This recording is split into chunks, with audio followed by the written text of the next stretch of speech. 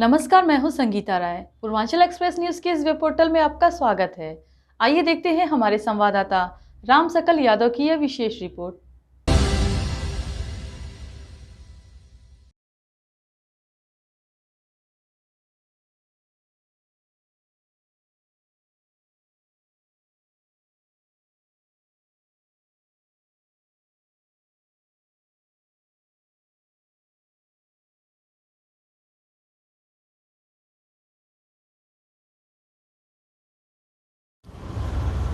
Samajwadi party से आजमगढ़ के निजामाबाद विधानसभा के विधायक रहे आलम बदी आजमी के निधन के बाद आज समाजवादी पार्टी के राष्ट्रीय अध्यक्ष अखिलेश यादव उनके कुर्मी टोला स्थित आवास पहुंचे, जहां उन्होंने परिवार के लोगों संग मिलकर उनका हालचाल जाना और परिवार के प्रति अपनी संवेदनाएं व्यक्त की।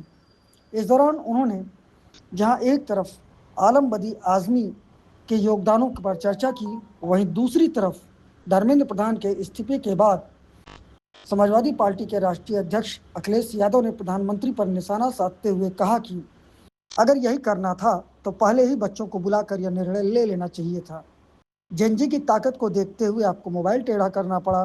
मोबाइल टेढ़ा करके एक नहीं दो बार भाषण देना पड़ा, क्योंकि जेनजी के लोग रात में भी जगते हैं।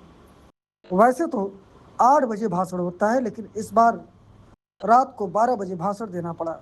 उनका कहना था कि यह एक बड़ी जीत है नई पीढ़ी की और सरकार को यह बात समझ लेना चाहिए कि परीक्षा को लेकर साथ ही साथ शिक्षा, जो कि चाहे वह प्राइमरी एजुकेशन हो या फिर हायर एजुकेशन, सभी शिक्षाओं को सरकार को बड़ी गंभीरता से लेना पड़ेगा।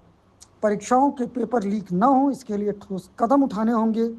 कानून बनाना अपनी जगह है, सज़ा कोर्ट से मिलनी होती है, लेकिन किसी भी परीक्षा का पेपर लीक न हो, यह सबक इस आंदोलन से लेना पड़ेगा। उन्होंने कहा कि भारतीय जनता पार्टी जो कि नकारात्मक राजनीति करती है, नकारात्मक राजनीति के लिए न जाने कितने धन दौलत खर्च कर देती है, लेकिन नई पीढ़ी के लोगों ने ऐसे नारे बनाए, ऐसे पोस्टर बनाए जिनके बारे में और नारों के बारे में हम लोग सोच भी नहीं सकते हैं। उन्होंने कहा कि किसी का समर्थन रहा हो या ना रहा हो पॉलिटिकल पार्टी का, लेकिन एक एक युवा इस आंदोलन से जुड़ता चला गया। यह युवाओं और आज के ज़माने में इंटरनेट तथा सोशल मीडिया के माध्यम से साथ ही साथ सड़कों पर जिस तरह से आंदोलन फैला, उसकी वजह से भारतीय जनता पार्टी जो कि सबसे बड़ी पार्टी है, जिनके न जाने कितने संगी साथी अंडरग्राउंड अनरजिस्टर्ड लोग हैं, उनको भी झुकना पड़ गया है।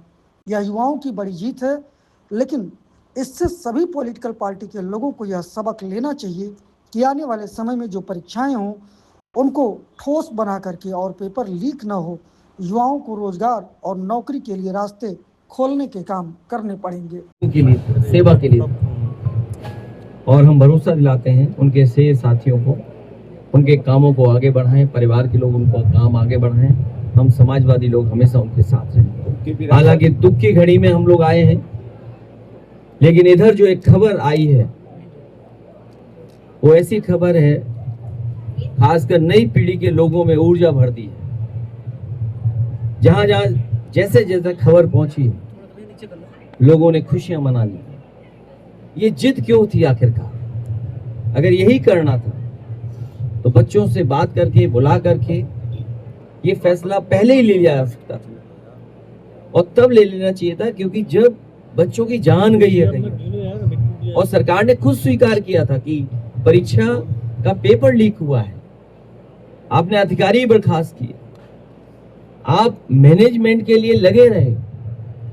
हालांकि कैमरे के सामने आप बोलते थे, लेकिन जेनजी की ताकत को देख करके आपको अपना मोबाइल भी टेढ़ा करना पड़ गया, और मोबाइल टेढ़ा कर करके आपको अपनी भाषा, अपना व्यवहार, अपनी भाषण देना पड़ा, और एक बार नहीं 2 बार देना पड़ा, क्योंकि नई पीढ़ी के लोग रात में भी जगते हैं, तो रात में भाषण दिया। वैसे तो 8 बजे भाषण होता है अक्सर, इस बार तो रात के 12 बजे के लगभग भाषण हो रहे।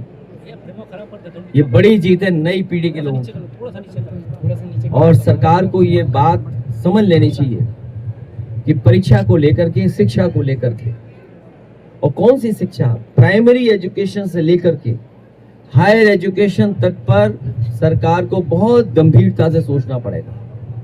परीक्षाओं के पेपर लीक ना हो, इसके लिए ठोस कदम उठाने पड़ेंगे।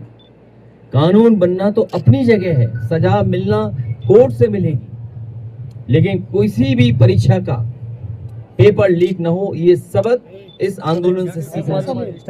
और एक बात जो हम सब ने देखा, सीखा, समझा, भारतीय जनता पार्टी, हमारे जेएनजी लोगों ने चैट जीपीटी से और ब्लैंकेट से उनकी हवा उड़ा दी।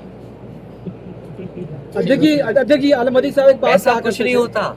जब नौजवान और इतनी बड़ी संख्या में लोग निकल करके बाहर आ गए, तो उनका पैसा कहाँ था? पैसा रखा रह गया। अध्यक्ष जी आलम बदी साहब एक बात कहा करते थे, नेताजी ये तो इलेक्शन कमीशन को ये बात देखनी चाहिए कि जब किसी पॉलिटिकल पार्टी के पास इतना पैसा होगा, जब भ्रष्टाचार होगा, और फियर किस बात का है? सरकार जाने का ही तो फियर है। डर किस बात का है कि पावर हमारे हाथ से चली जाएगी? उस पावर को बनाए रखने के लिए क्या पैसे का इस्तेमाल नहीं हो रहा? जो लोग वोट से हार गए, सोचिए, वो लोकसभा के सांसद खरीद रहे हैं या उनको तोड़ रहे हैं, सोचिए आप। तो ये तो दिखाई दे रहा है। इसीलिए देखिए कितनी बड़ी संख्या में नौजवान निकल करके आ गए, और ये जाने का वक्त है बीजेपी का, रुकने का वक्त नहीं है। अब इनसे सबका ऊब गए हैं लोग। इससे भी कोई अच्छा शब्द हो तो बताओ। अब उनके फंडिंग के ऊपर सवाल उठाया जा रहा है सर। अध्यक्ष जी आलम साहब नेताजी को याद करते थे और ये कहते थे कि नेताजी कहते थे कि आलम साहब के पीछे जो पैसा भाग रहा, लेकिन पैसा पकड़ नहीं पा रहा, और हमेशा नेताजी की तकरीर बगैर आलम बदी साहब की तकरीर। आलम बदी बहुत ही अच्छे इंसान थे। ऐसे जैन के लोग कम बनते हैं, कम आते हैं धरती पर, और उस पीढ़ी के लोगों में इस तरह की मेहनत करना, इस तरह लोगों से जुड़े रहना कम लोग होते हैं। लगभग 100 साल उनका जीवन रहा, 90 से ऊपर रहा। 100 साल का जीवन ही हम सबको मिलता है, लेकिन इतने लंबे जीवन में कोई शिकायत किसी को नहीं रही। ये सबसे बड़ी बात है। जब हमारे बीच से नहीं चले गए हमारे बीच से, तो सोचिए हर वर्ग के लोग उनके साथ खड़े दिखाई देते। ओम प्रकाश राजभर कर रहे नहीं है, खाद नहीं है, डीएपी नहीं है, क्योंकि आपने कोई तैयारी नहीं की। अब मान लीजिए बटाई पे कोई काम कर रहा है खेत, उसको खाद कौन देगा? ब्लैक में लीजिए आप। तो खाद की तैयारी नहीं, शिक्षा की तैयारी नहीं, परीक्षा की तैयारी नहीं, और बड़ी बड़ी बातें कर रहे हैं। कौन सी? जाने किस जमाने की उठा के ला रहे हैं बात। वो एक रंगी घूम रहे हैं आजकल जिले जिले।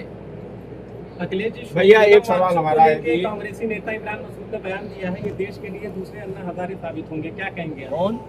इमरान मसूद ने कहा है सोनम वांगचुक को लेकर के। भैया जनता मंच में जिस तरह से पुलिसिया लाठीचार्ज हुआ, युवाओं पर लाठी बरसाई गई, उनके मुकदमे वापस हों। लेकिन एक नई पीढ़ी में एक बात अच्छी लगी, वो आंसू के गैस के गोले कैसे चलते पूछ रहे थे। बोले हमें गर्मी लग रही है, जरा अपना पानी डालिए हम पर। तो ये नई पीढ़ी के लोग नए तरह से थे, और वो झुके नहीं, एक लाठी से नहीं झुके, आंसू गैस के गोले से नहीं झुके। अगर गैस के गोले आए, उन्होंने उठाया, उन्होंने वापस भेज दिया।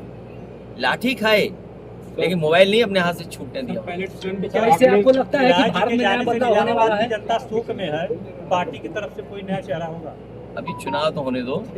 अच्छा अखिलेश भैया, तो नया तुम ऐसी बातें करते झगड़ा कराओगे तुम? अखिलेश सर, एक सवाल ये है कि जिस तरह से जेएनजी की जीत कर रहे हैं आप, और सारी चीजें हुई, सभी युवा नौजवानों, मेरा सवाल पहले सुन लीजिए। उसमें अभी ये आ रहा है बात कि इनके भरोसे सभी विपक्षी पार्टियों ने गर्म तावे पे अपनी अपनी रोटी सेकी। क्या तकलीफ है किसी को? उसका जवाब आप दे दीजिए। नहीं, रोटी नहीं सीखी है, हमने साथ दिया है, और खुल करके साथ दिया है। अगर बच्चों के साथ अन्याय होगा तो हम उनके साथ खड़े हैं। जिस तरह सर आरोप लग रहा था कि अखिलेश यादव हर प्रदेश में जाते चुनाव हार जाते हैं, लेकिन आप दिल्ली गए प्रोटेस्ट करने तो वहाँ सफलता मिली, क्या कुछ कहें? शिक्षा और परीक्षा की अगर बात होगी, क्वालिटी ऑफ एजुकेशन की बात होगी, या शिक्षा में परिवर्तन की बात होगी, तो हम उनके साथ हैं, हर युवा के साथ हैं। देखिए, युवाओं से भी सीखने की जरूरत है, नई पीढ़ी से भी सीखने की जरूरत है, और जो लोग नहीं सीखते हैं उन्हें झुकना पड़ता है। आपने झुकते हुए देखा दुनिया की सबसे बड़ी पार्टी, और इसीलिए मैंने कहा जो कैमरा ये था यूं हो गया था। कुछ परिवर्तन किया गया नहीं, रिकॉर्डिंग है, तुम बात नहीं समझ पा रहे, तुम भी ओल्ड मैन हो। ऐसे बनती है।